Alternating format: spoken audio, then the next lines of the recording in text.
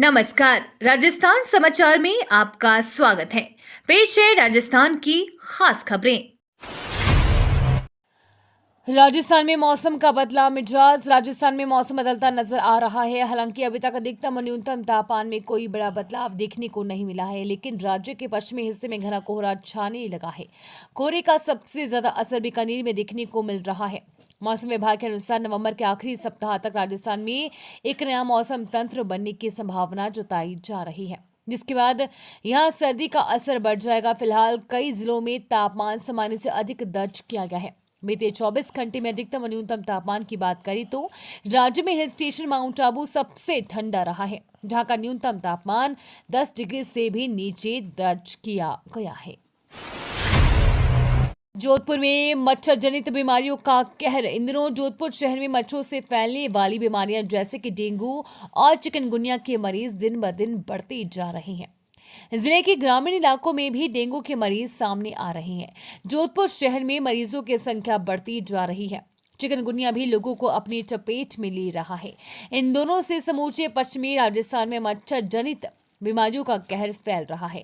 बाड़मेर, जैसलमेर, जोधपुर, पाली भी इस डेंगू से छूता नहीं है। वहीं दीपावली के बाद से ही लगातार अस्पतालों में मरीजों की संख्या में इजाफा हो रहा है और डेंगू की चपेट में आने वाले मरीज जल्दी ठीक भी नहीं हो पा रहे हैं। कई दिनों तक इसका असर देखने को मिल रहा है। फोन टेपिंग मामले में बड़ी अपडेट। राजस्थान के बहुचर्चित फोन टेपिंग मामले में जुड़ी बड़ी खबर सामने आई है। अशोक गहलोत के पूर्व ओएसडी लोकेश शर्मा ने अपनी गिरफ्तारी पर रोक लगाने के लिए दिल्ली हाईकोर्ट में दायर याचिका वापस ले ली है। हाईकोर्ट ने भी याचिका वापस लेने की इजाजत दे दी है। इस घटनाक्रम के बाद लोकेश शर्मा की गिरफ्तारी पर लगी रोक हट गई है। दिल्ली क्राइम ब्रांच अब लोकेश शर्मा को गिरफ्तार करने के लिए स्वतंत्र है। याचिका वापस लेने के फैसले पर लोकेश शर्मा ने कह दिया कि वह पहले से ही जांच में क्राइम ब्रांच का सहयोग कर रहे हैं। इस मामले में जो भी जांच होगी उसमें भी वो सहयोग करेंगे। एसडीएम थप्पड़ कांड समरावता गांव पहुंचे किरोड़ी लाल मीणा। राजस्थान सरकार में कैबिनेट मंत्री किरोड़ी लाल मीणा दोपहर करीब 3 बजे टोंक जिले के समरावता गांव पहुंचे हैं। यहां वे बीती रात हुई घटना के संबंध में ग्रामीणों और नरेश मीणा के समर्थकों से बात कर रही हैं। इससे पहले उन्होंने घटना पर प्रतिक्रिया दी। मीणा ने कहा कि किसी को भी कानून अपने हाथ में लेने का अधिकार नहीं है, चाहे वो सरकारी कर्मचारी हो या आम नागरिक। उन्होंने कहा कि जिसने भी कानून अपने हाथ में लिया है पुलिस को उसे गिरफ्तार करना चाहिए। मीणा ने कहा कि हमने पुलिस के आला अधिकारियों से बात की है और उन्हें मामले में संयम से काम लेने को कहा है। आम नागरिकों पर बल प्रयोग करने में समाधान नहीं निकलेगा।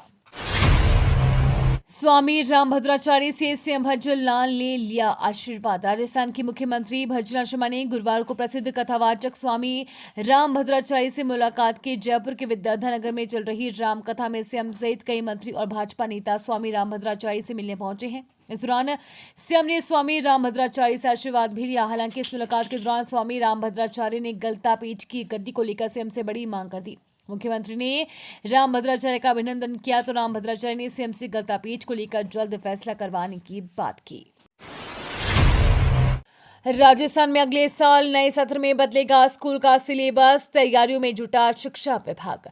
राजस्थान में काफी समय से स्कूलों के सिलेबस के बदलने की तैयारी चल रही है। वहीं अब कहा जा रहा है कि राजस्थान में अगले साल नए सत्र में स्कूल के सिलेबस में बदलाव कर दिया जाएगा। इसके लिए शिक्षा विभाग अपनी तरह से तैयारियां शुरू कर रहा है। ऐसा इसलिए कहा जा रहा है कि शिक्षा विभाग के अधिकारियों ने एनसीईआरटी के निदेशक से मुलाकात भी की है। देवली उनियारा विधानसभा क्षेत्र के समरावता में भड़की हिंसा पर पूर्व सीएम अशोक गहलोत ने भजनलाल सरकार को लिया आड़े हाथ। नरेश मीणा के थप्पड़ कांड पर गरमाए माहौल पर पूर्व सीएम अशोक गहलोत ने भजनलाल सरकार को आड़े हाथ लिया। जोधपुर एयरपोर्ट पर बात करते हुए गहलोत ने कहा कि राजस्थान में पुलिस का इकबाल खत्म हो चुका है, कानून व्यवस्था ठप हो चुकी है। जब सरकार का इकबाल खत्म होता है तो लोगों में डर खत्म हो जाता है, तभी लोग कानून को हाथ में लेते हैं। उन्होंने कहा कि देवली उनियारा में जो भी घटनाक्रम हुआ है ये क्यों हुआ, ये घटना कोई मामूली घटना नहीं थी। उन्होंने व्यवस्था पर सवाल खड़े होते हुए सरकार से पूछा कि कोई व्यक्ति अधिकारी को थप्पड़ लगाए, एक कैसी स्थिति बनी ही क्यों, इतनी हिम्मत किसी की भी कैसे हो सकती है। हम बार बार सरकार से कहते हैं कि गुड गवर्नेंस दो ताकि पूरे प्रदेश का भला हो। विपक्ष की सलाह को सरकार को हमेशा सकारात्मक रूप से लेना चाहिए। एसटीएम थप्पड़ कांड के बाद पुलिस का एक्शन। देवली उनियारा में विधानसभा उपचुनाव में मतदान के दौरान निर्दलीय प्रत्याशी नरेश मीणा द्वारा एसटीएम को थप्पड़ मारने की घटना के बाद भारी बवाल मचा। हालांकि अब पुलिस ने सख्ती के साथ इस बवाल पर काबू करना शुरू कर दिया है। निर्दलीय प्रत्याशी के समर्थकों के भारी विरोध के बाद भी पुलिस ने नरेश मीणा को गुरुवार को गिरफ्तार कर लिया। साथ ही नरेश मीणा की गिरफ्तारी के खिलाफ आगजनी, पथराव, पुलिस पर हमला सहित उपद्रव करने वाले 60 अन्य लोगों को भी गिरफ्तार किया गया है। पुलिस के एक्शन से अब सबरवता गांव के कई लोग फरार हैं, जिनकी पुलिस तलाश कर रही है। नरेश मीणा के समर्थकों ने जाम किए राजस्थान के 3 हाईवे। कांग्रेस से बागी होकर निर्दलीय उपचुनाव लड़ रही नरेश मीणा के समर्थकों ने राजस्थान के 3 हाईवे जाम कर दिए हैं। इसमें Aligarh national highway, Sawai Madhopur Tonk national highway और उनियारा हिंडोली हाईवे शामिल है। पुलिस ने आंसू गैस के गोले छोड़कर उनियारा हाईवे को खुलवा दिया है, मगर बाकी 2 हाईवे अभी भी जाम है और नरेश मीणा के समर्थक वहां कंटीली झाड़ियां रास्ते में बिछाकर प्रदर्शन कर रहे हैं। आलम यह है कि पुलिस एक हाईवे खुलवाती है तो वे वहां से भागकर दूसरे हाईवे को बंद कर देती हैं। इसके पीछे उनका सिर्फ एक मकसद है कि पुलिस नरेश मीणा को छोड़ दे। पूर्व आरटीडीसी अध्यक्ष बोले अधिकांश सीटें जीतेंगी कांग्रेस। पूर्व आरटीडीसी अध्यक्ष धर्मेंद्र राठौर ने दावा किया है कि कांग्रेस राजस्थान के उपचुनाव की 7 सीटों में अधिकांश सीटें जीत रही है। उन्होंने कहा कि पूर्ववर्ती कांग्रेस के अशोक गहलोत सरकार ने जो जनहित की योजनाओं को लागू किया, उन योजनाओं को वर्तमान भाजपा सरकार बंद कर रही है। प्रदेश में कानून व्यवस्था चौपट है और अपराधी बेलगाम हो रखे हैं।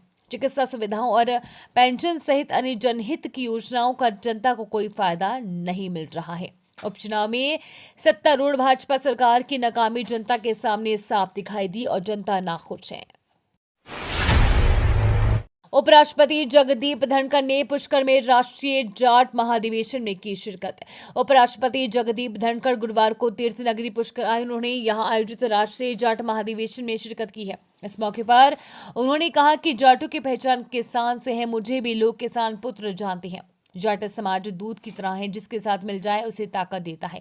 उन्होंने कहा कि देश में जाट समाज आदर्श बने। उपराष्ट्रपति ने यह भी कहा कि उन्हें किसानों की समस्याओं के बारे में जानकारी है। इनके समाधान के लिए मैं किसानों का सिपाही हूँ। उपराष्ट्रपति धनखड़ ने जगत पिता ब्रह्मा जी के दर्शन किए।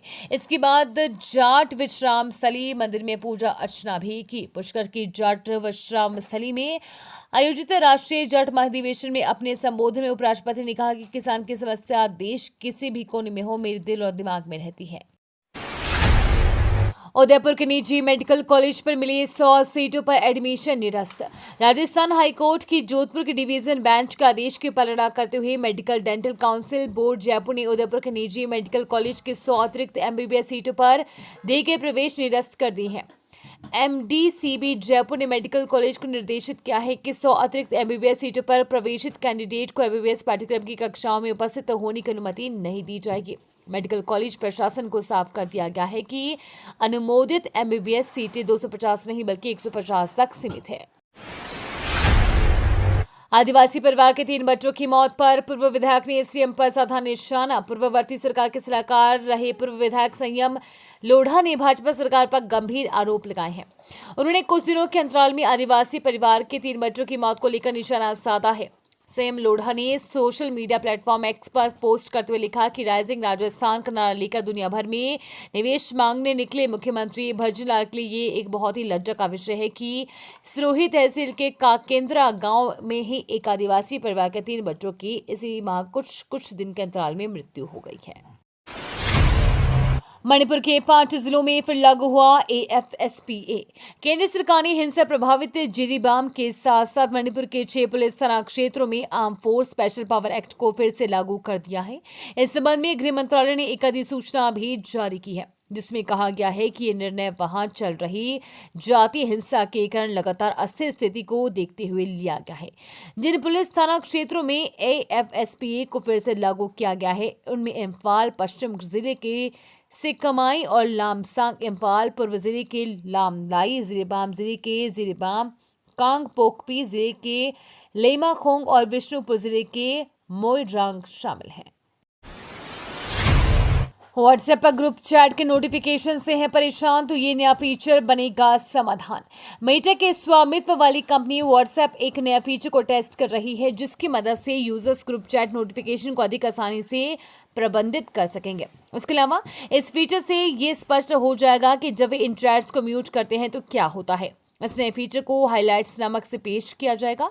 फिलहाल ये फीचर सिर्फ चुनिंदा एंड्रॉयड बीटा यूजर्स के लिए उपलब्ध है जो व्यस्त ग्रुप चैट में नोटिफिकेशन को संभालने के लिए एक परीक्षित दृष्टिकोण प्रदान करता है।